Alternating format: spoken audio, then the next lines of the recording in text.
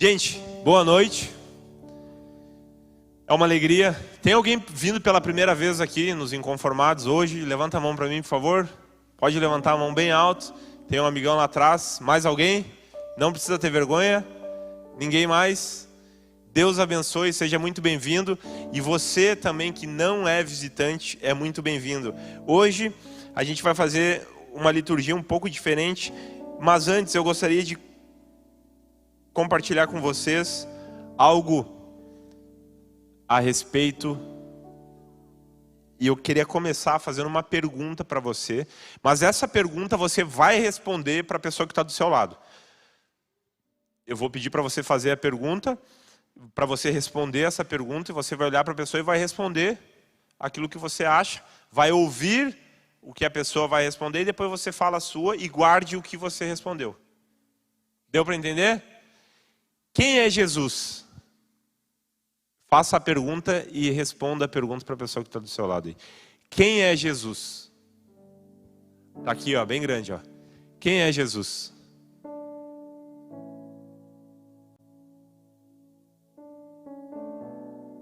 Todo mundo responde aí? Deu? Respondeu? Agora, quem é Jesus para você? Tá? Uma pergunta pessoal. Quem é Jesus para você? Responde aí para a pessoa do seu lado. Quem é Jesus para você?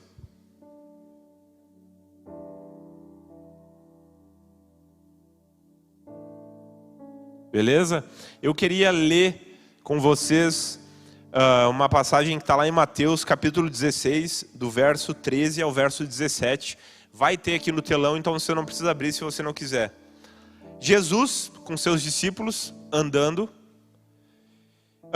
diz o seguinte: chegando Jesus à região de Cesareia de Filipe, perguntou aos seus discípulos: quem os homens dizem que o Filho do Homem é? Em outras versões, quem os homens dizem que eu sou? E eles responderam: alguns dizem que é João Batista, outros Elias, e ainda outros Jeremias, ou um dos profetas. Aí Jesus olha para eles e fala: e vocês? Perguntou ele: quem vocês dizem que eu sou? Simão Pedro respondeu: tu és o Cristo, o Filho do Deus vivo. Respondeu Jesus: feliz é você, Simão, filho de Jonas, porque isso não lhe foi revelado por carne ou sangue, mas por meio de meu Pai que estás no céu. Deus, fala no nosso coração agora nessa noite, Pai. Cada pessoa, cada vida que está nesse lugar, que a sua mente, seu coração possa estar aberto para que o Espírito Santo de Deus possa ministrar nessa noite, Pai. Amém. Gente, quem Jesus é?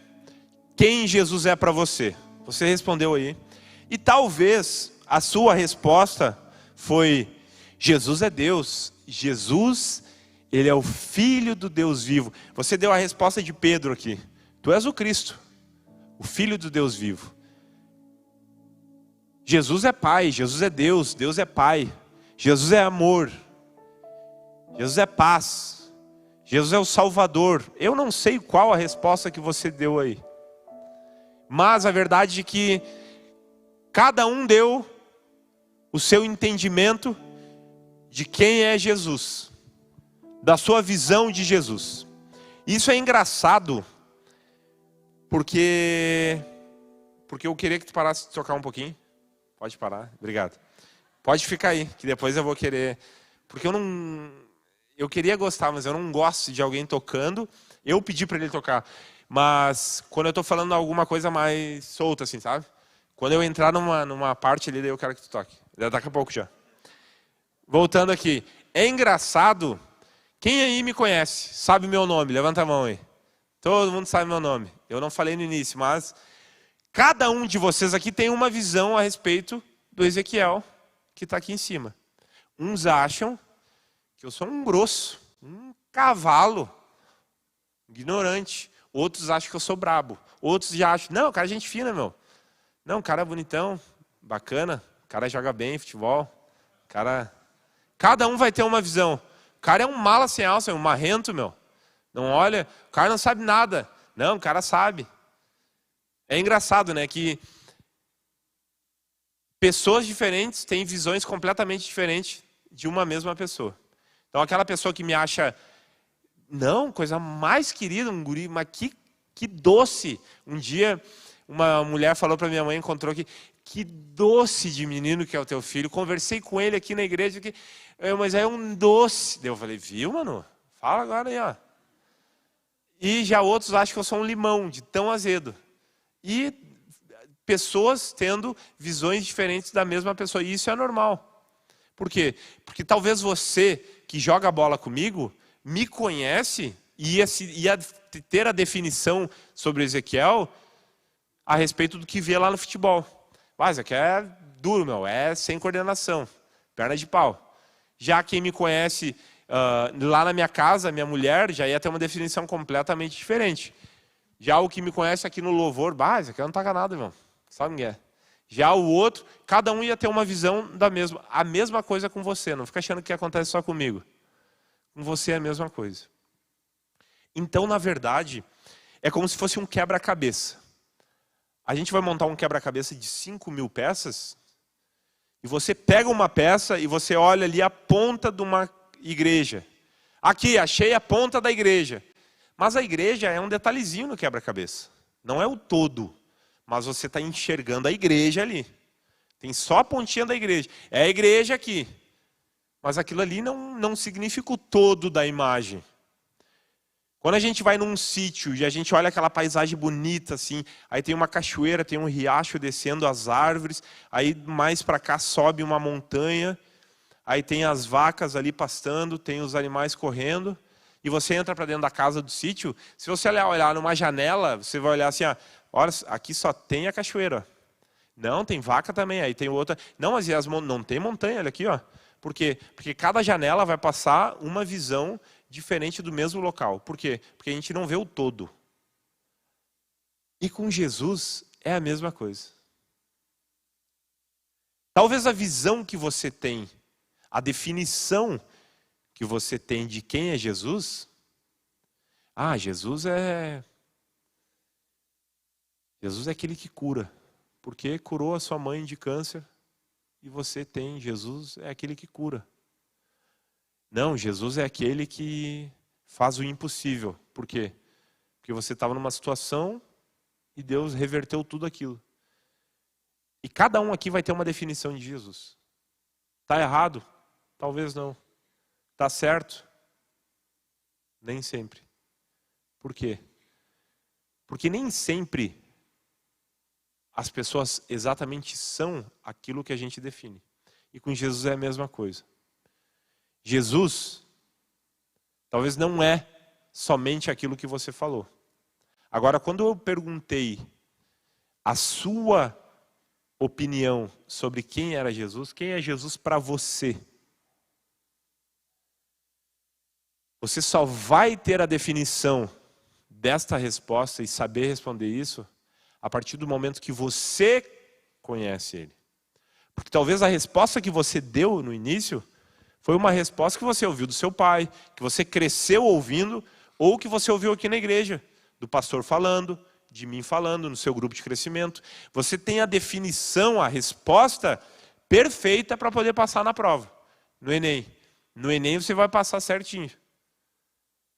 Agora, é de fato aquilo que você está dizendo, é de fato na sua vida?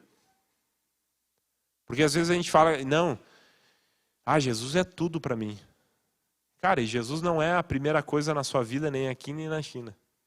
E você está dizendo que Jesus é tudo.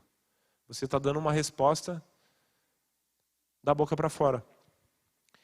E quando eles estão chegando numa cidade, a Bíblia diz que Jesus pergunta para os discípulos, o que eles estão dizendo que eu sou? E daí os discípulos falam, olha, uns dizem que tu é João Batista, outros dizem que tu é Jeremias, já outros dizem que tu é Elias ou algum outro dos profetas. Não, beleza. Agora eu quero saber o que vocês dizem que eu sou. O que vocês, os 12, aqueles que estão mais próximos, aqueles que conhecem mais, aqueles que têm mais intimidade, aqueles que sabem coisas que os outros não sabem. O que vocês dizem que eu sou? E aí Pedro vai lá e levanta a voz e fala: tu és o Cristo, o Filho do Deus vivo. E daí Jesus olha para ele e fala assim: Pedro,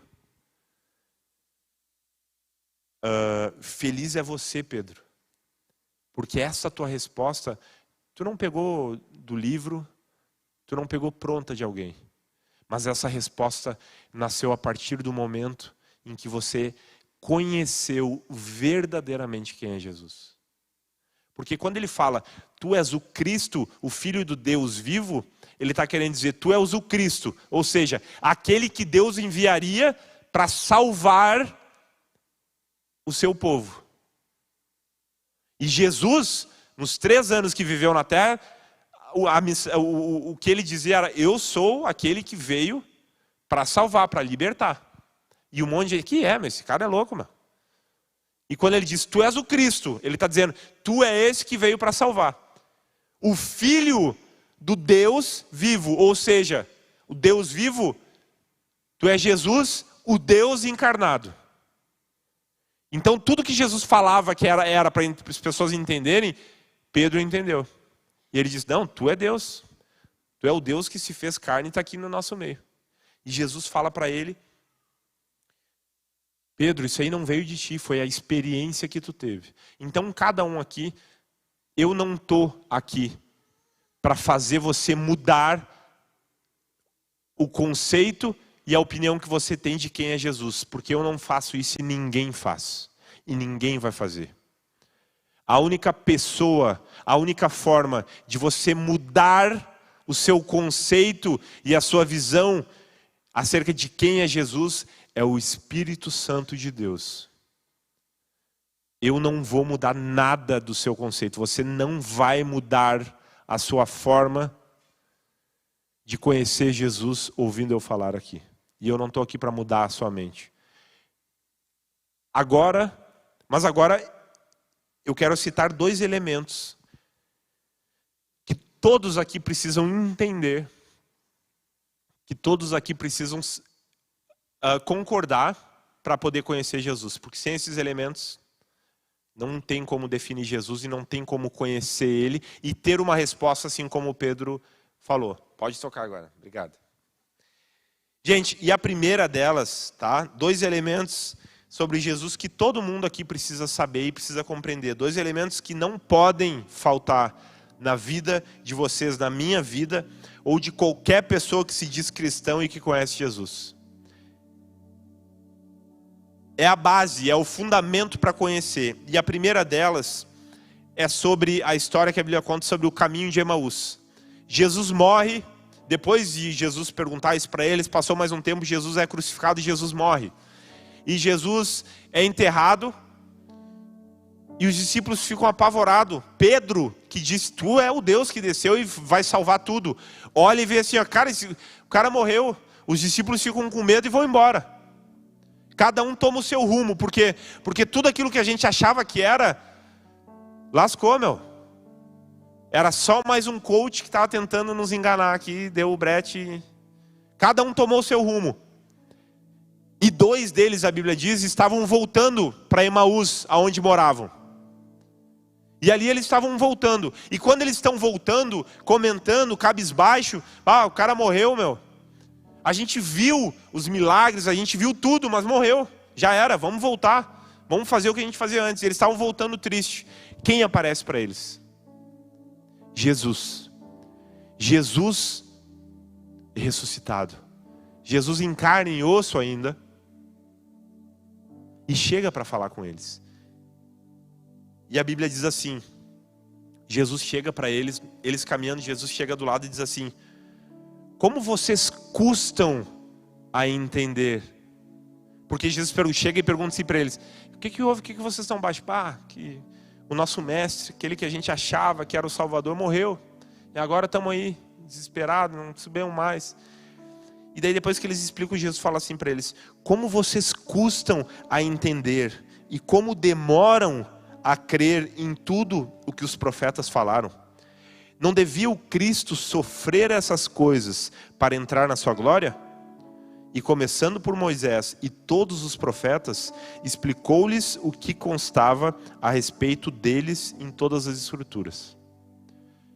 Resumo do que Jesus fez. Jesus passou 3 anos contando assim, ó, eu vou morrer, eu vim para libertar, mas não do jeito que vocês estão achando que eu vou chegar quebrando tudo. Eu vim e eu vou morrer, eu vou sofrer, mas calmem, porque no 3º dia eu vou ressuscitar. Jesus falava isso claro para eles. E eles, naquela hora ali, colaram as placas e não... E Jesus fala para eles, cara, como vocês custam a entender aquilo que os profetas, Moisés, lá milhares de anos atrás já falava, que o Redentor viria, iria morrer. E isso aconteceu, e Jesus tinha dito para eles, fiquem em Jerusalém, porque eu vou ressuscitar e vou me encontrar com vocês em Jerusalém. E os 2 doentes estavam ali, indo embora, saindo de Jerusalém, indo para Emaús. E Jesus fala para eles, cara, como vocês são cabeçudos, vocês demoram a entender aquilo que os profetas falavam lá e aquilo que eu passei 3 anos falando para vocês. E Jesus é tão bom, e aqui tem um exemplo de misericórdia, de paciência e de amor que a gente precisa aprender, que não é o objetivo da palavra, mas a gente não pode perder. Que diz assim, ó, e começando por Moisés e todos os profetas, explicou-lhes o que constava a respeito dele, Jesus, em todas as escrituras. Ou seja, tudo aquilo que Jesus ficou 3 anos falando para eles, Jesus fez um intensivão enquanto eles caminhavam e resumiu para eles, desde lá de Moisés. Lembra Moisés, quando tirou o povo do Egito, Deus deu os 10 mandamentos, e papapá, veio os profetas, Isaías profetizou, e papapá, e fez todo um apanhado de novo para ele, dizendo, ó, isso era eu. Lembra que isso era eu. Lembra que eu morri agora? Era eu que estava ali.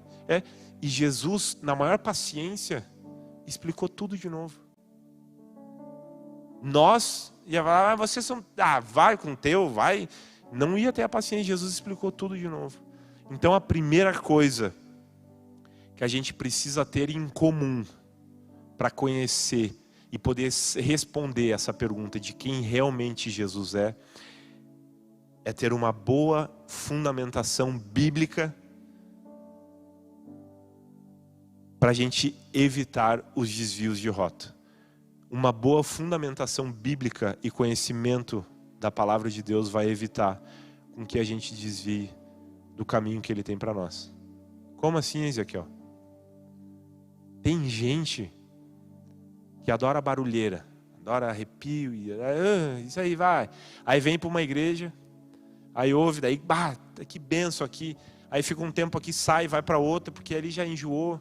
E vai pulando de lugar a lugar, por quê? Porque ela precisa sentir, ela precisa ter emoção, ela precisa de arrepio, ela precisa de sentimento, ela precisa de palavra, isso, aquilo. Porque não busca fundamentação nas Escrituras, naquilo que Jesus deixou para nós. E não entende. E o pior, acaba se desviando de rota.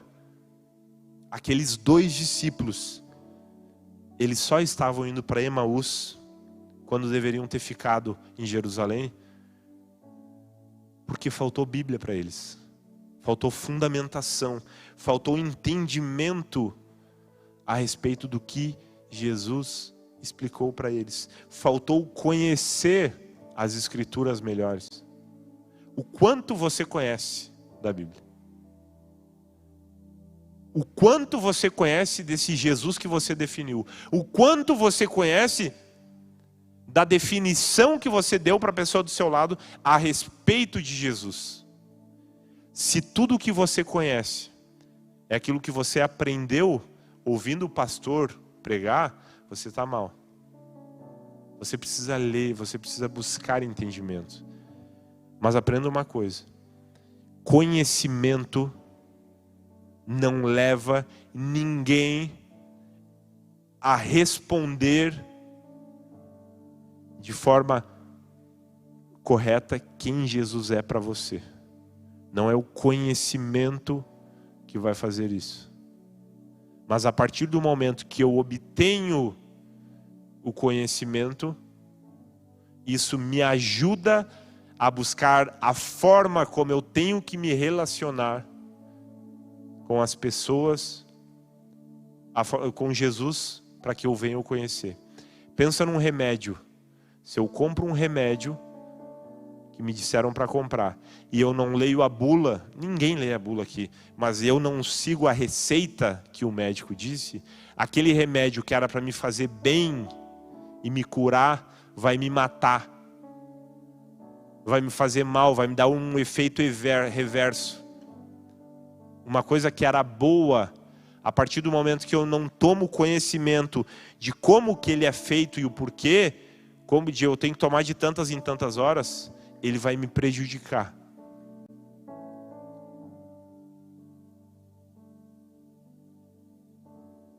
A Bíblia, gente, as Escrituras revelam de Gênesis a Apocalipse a missão e o propósito de Jesus aqui nessa terra. Desde lá de Gênesis.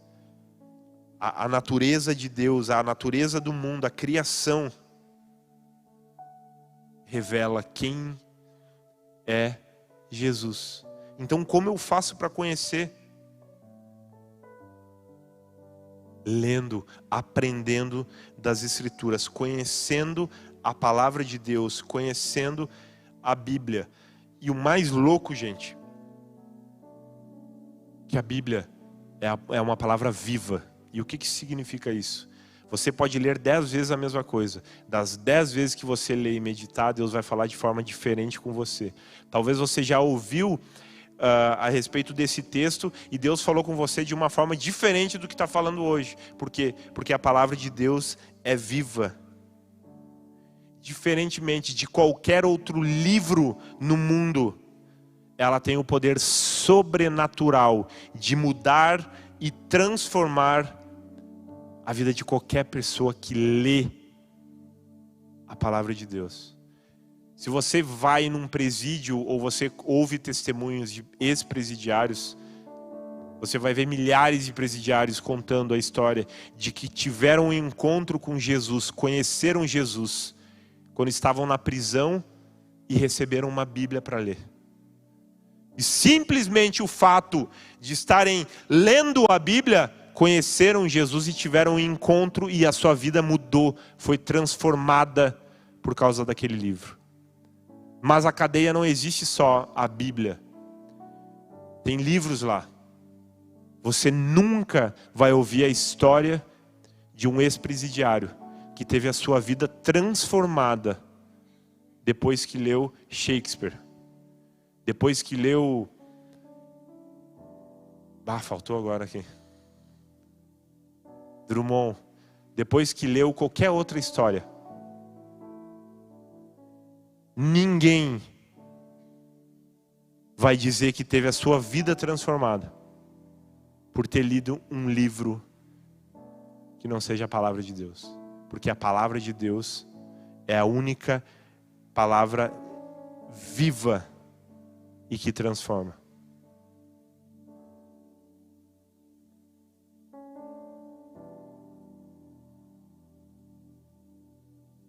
E começando por Moisés e todos os profetas, explicou-lhes o que estava a respeito dele em todas as Escrituras. Jesus teve a paciência de explicar tudo de novo. Só que eles tinham que saber quem era Moisés. Eles tinham que saber quem eram os profetas. O que Moisés tem a ver com a história de Jesus? Você sabe? O que os profetas têm a ver? Às vezes a gente vem para a igreja, a gente está vindo... Essa semana eu conversei com um amigo meu, ele falou assim: Ezequiel, eu estou há 22 anos na igreja e eu tenho vergonha de falar isso. Porque senta alguém do meu lado de 5 anos de igreja. E ele é o meu líder no grupo. E eu digo que eu tenho 22 anos. E esses 22 anos, eu nunca mergulhei em querer conhecer Jesus, em aprender de fato.